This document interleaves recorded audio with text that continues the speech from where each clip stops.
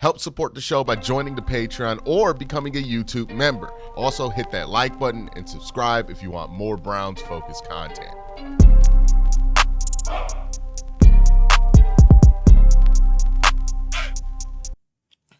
So, Browns OTAs have started for week 2, and we're hearing a lot of good news out of OTAs. A lot of positive things, and this is kind of building in the general direction of the offseason at this point, feeling a bit more positive than it felt last year.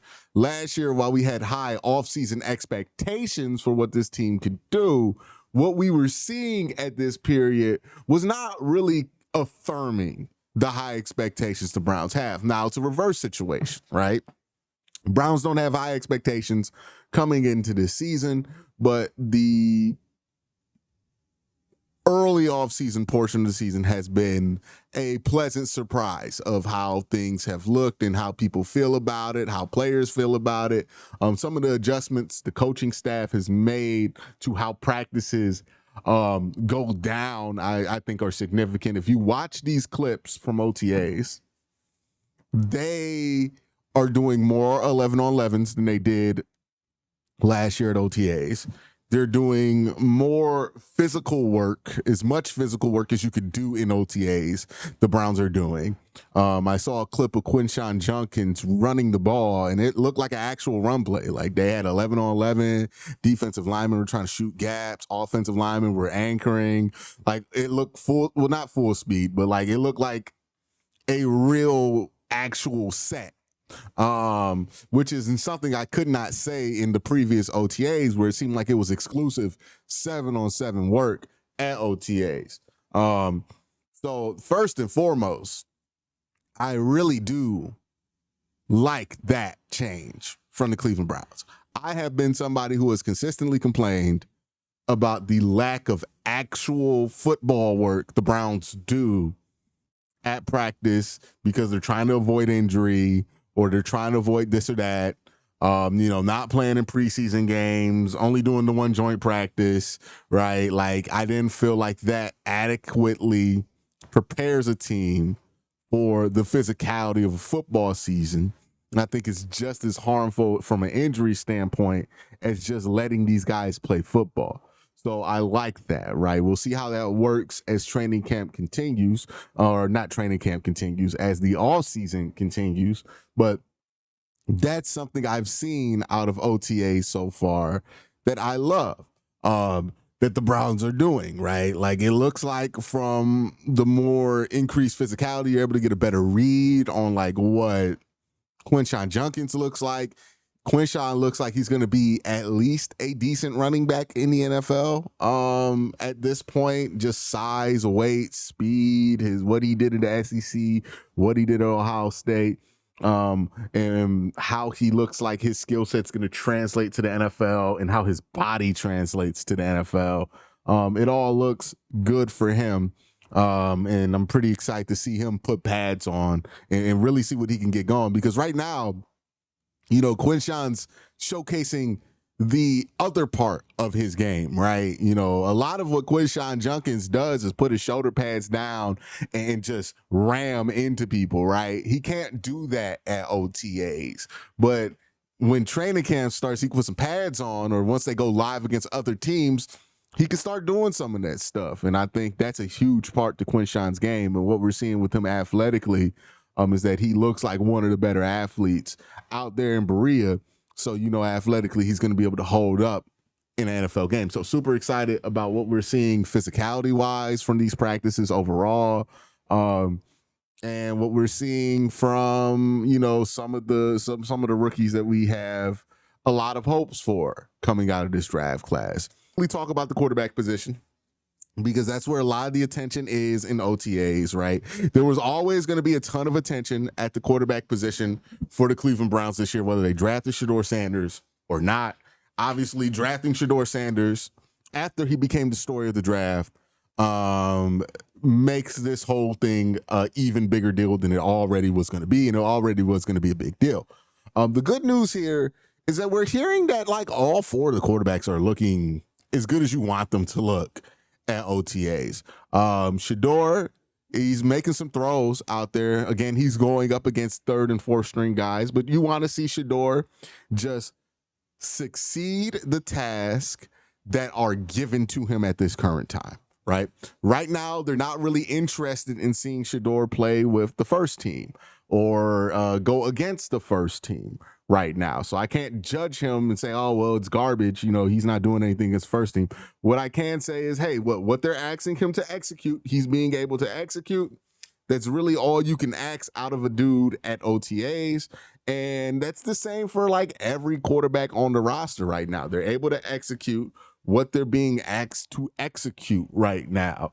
I'm not really interested in charting these throws or comparing these things on a play-to-play basis in practice, right? A good part of this, and I think the only thing that's like significant from these little charts that people have been throwing out, I think ESPN Cleveland's been putting them out, where they show you, oh, this is what the stats were in training camp. I don't give a damn about the touchdown interception part of that. You're going to have a lot of touchdowns in OTAs. A lot of times in red zone drills, they're working on stuff and they want you to see what it's supposed to look like. So it's not really like they're trying to stop it. The only thing that's really important are the attempts, right? And we see Joe Flacco, 7 passes in team drills. Sanders, 14 passes in team drills, primarily against third and fourth stringers.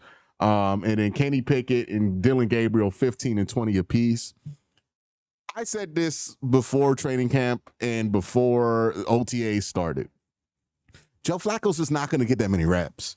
And the reason Joe Flacco's not going to get that many reps is there's not much to learn there with Joe, right? I think it goes like this. If the Browns like what they're seeing out of Shador and they like what they're seeing out of Dillon Gabriel, then unless Kenny Pickett is super amazing, he's probably going to be gone.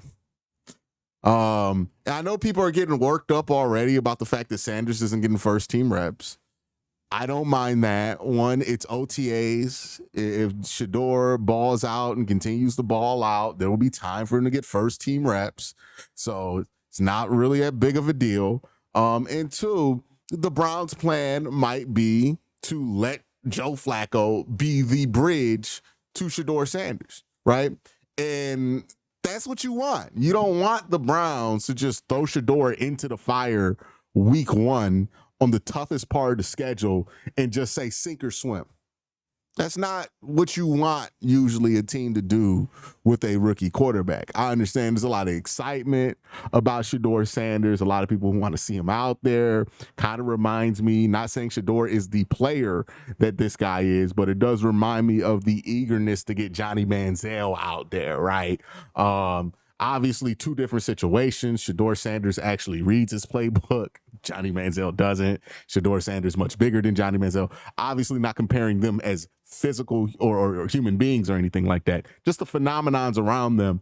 I remember there was a lot of energy to just play Johnny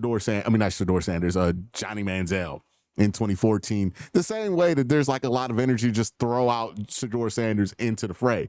But I think the Browns would like to wait on that, right? Like, don't throw him out there. Even if you think he's really good, even if you think he's the best quarterback that you have, it might benefit you to just let that guy develop a little bit, right? So you can get the most out of him in the long run. To circle back onto the Sanders thing real quick, I think one of them things that people were talking about a lot at the draft for why Shador fell was that he never really played outside of a structure that was created by his father, which gives off the impression, and that impression is true to an extent, that Shador was kind of always anointed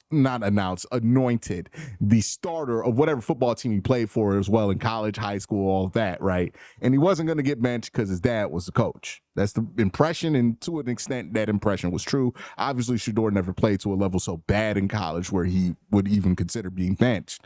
But there is this worry amongst a lot of NFL teams that, hey, Shador's never been outside of that.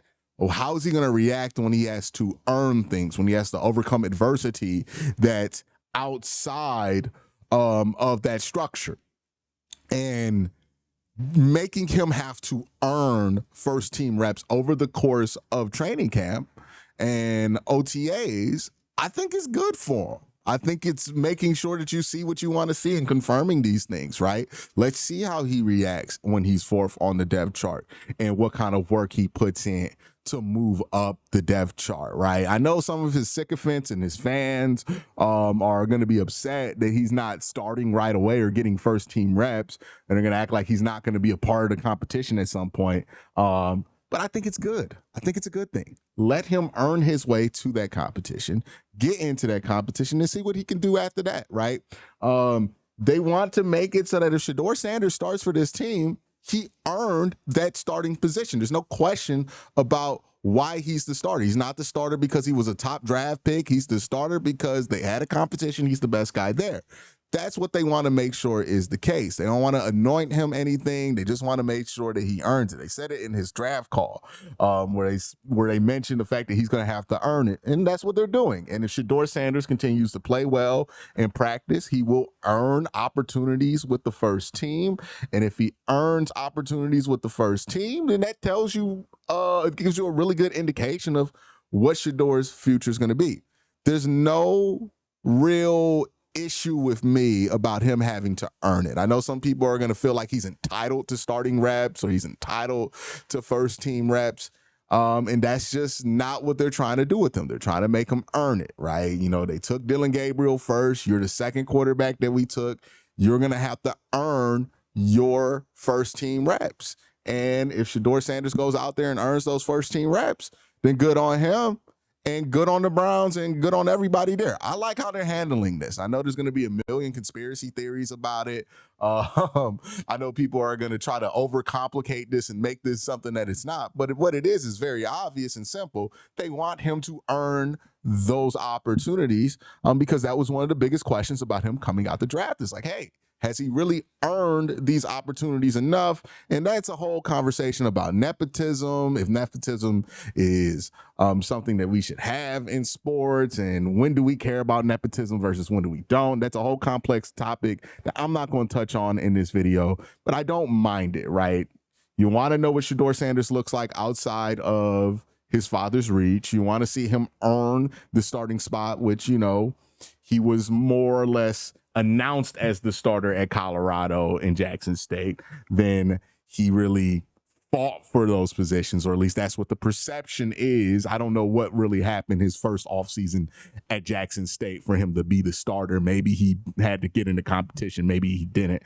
But I do know that that's the perception. And that's something that Shedeur's going to have to battle, right? Did he earn it? And if he gets a starting job, you know, there's no doubt that he earned it. So I think it's better for Shedeur this way. I think it's better for the Browns this way. And that way, if Shedeur does become the starter, you know, there's no imposter syndrome that's going to set in with him. He's going to know that, no, I did that. I earned that. That's me. That's all me right there. And there's more pride that he could take in that. I don't think there's anything wrong with that. I don't see why everybody wants to give him a prize for like 2 good weeks of practice at OTAs and just like, okay, let's reward him immediately. No, let him work through it. Let him earn that shit. There's nothing wrong with that. Like, there's nothing wrong with that. And wanting him to earn it doesn't mean that you're a Sanders hater, right? Like, just because you don't want to just gift him the starting job or immediately declare him the starter.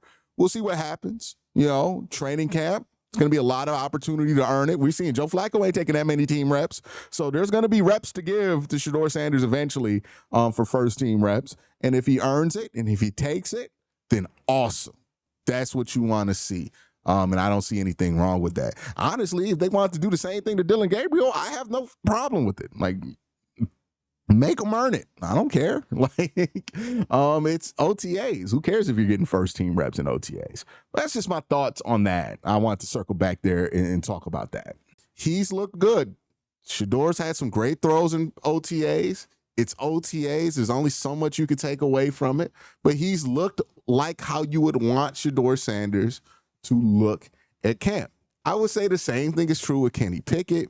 Same thing is true with Dillon Gabriel. Joe Flacco, there's really nothing to evaluate there. He's not really participating in all of this, right? But all the quarterbacks have executed the task that are ahead of them. I've said this before. OTAs are a pass-fail proposition. Either you pass OTAs or you fail OTAs. There's no getting an A+ in OTAs because the work is not substantial enough, significant enough to be able to be like, oh, this guy aced OTAs. Once we start getting into training camp, get 11-on-11 work with pads on, live periods against other teams, that's where grades start to become more important. What player looks better here, splitting those hairs becomes more important. But as far as OTAs are considered, it's pass-fail. And right now, I'm pretty happy that we've seen Joe Flacco make some throws. We've seen Shedeur Sanders make some pretty nice throws. We've seen Kenny Pickett make some pretty nice throws. And we've seen Dylan Gabriel make some pretty nice throws, right? I'm happy when I see this chart. I've only seen 2 interceptions in OTA so far. That's what makes me excited. Well, not excited. That's what makes me happy about the quarterback room. Again, I just want to make sure the Browns don't have the worst quarterback play in the NFL again, like they did last year. And right now it looks like we have a decent chance to not have the worst quarterback play in the NFL, which would be an amazing upgrade to what the Browns were last year.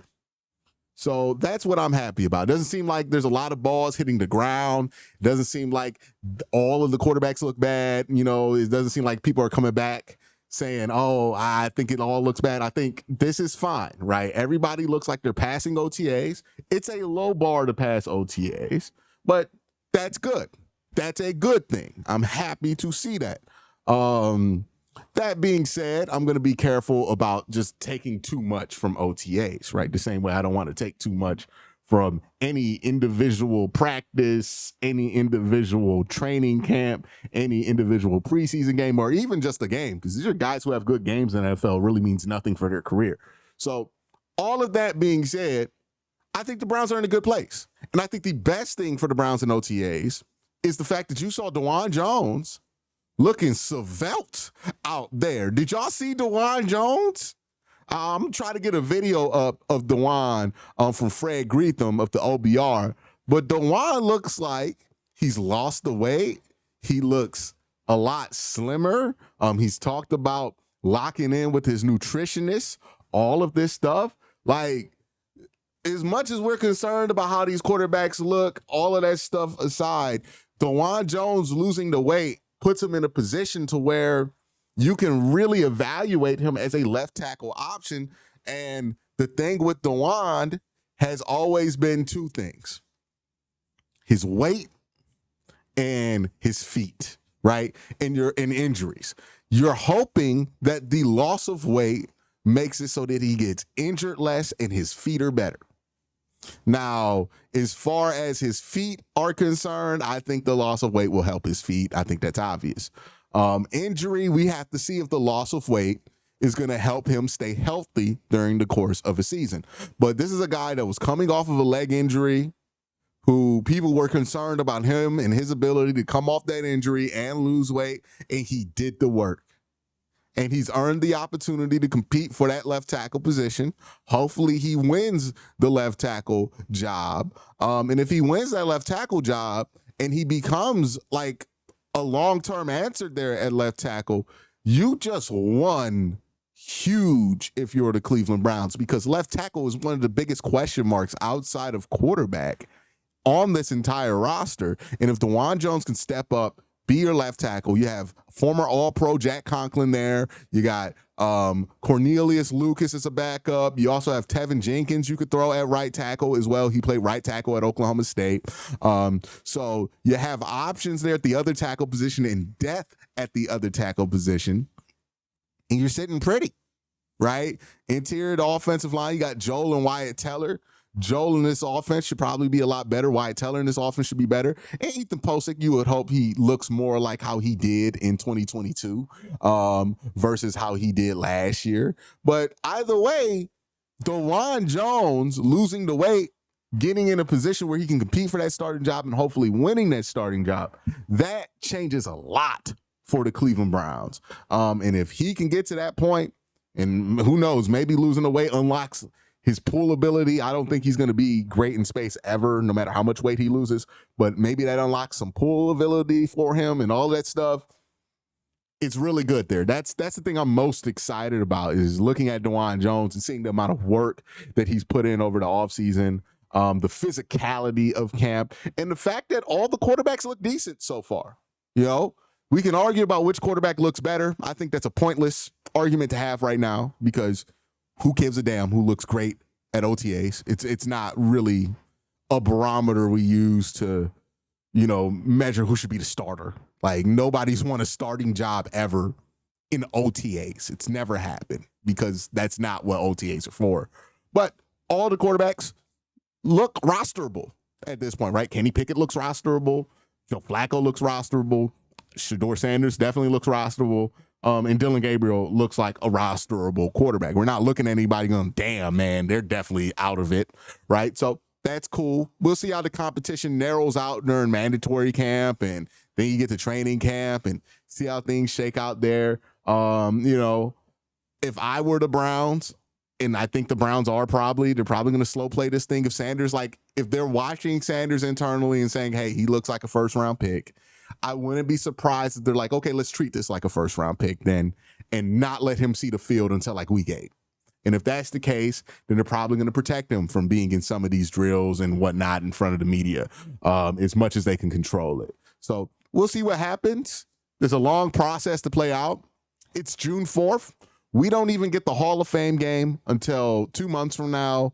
And training camp starts around that time. So we are legitimately 3-4 months from, well, no, just 3 months. 3 months and like 7 days away from knowing anything real about that quarterback competition and how the Browns feel about the quarterback room. And 3 months is a lot of time in football. A lot of shit can change in 3 months. A lot of people have had careers made or careers lost in just 3 months in football. And that's the real.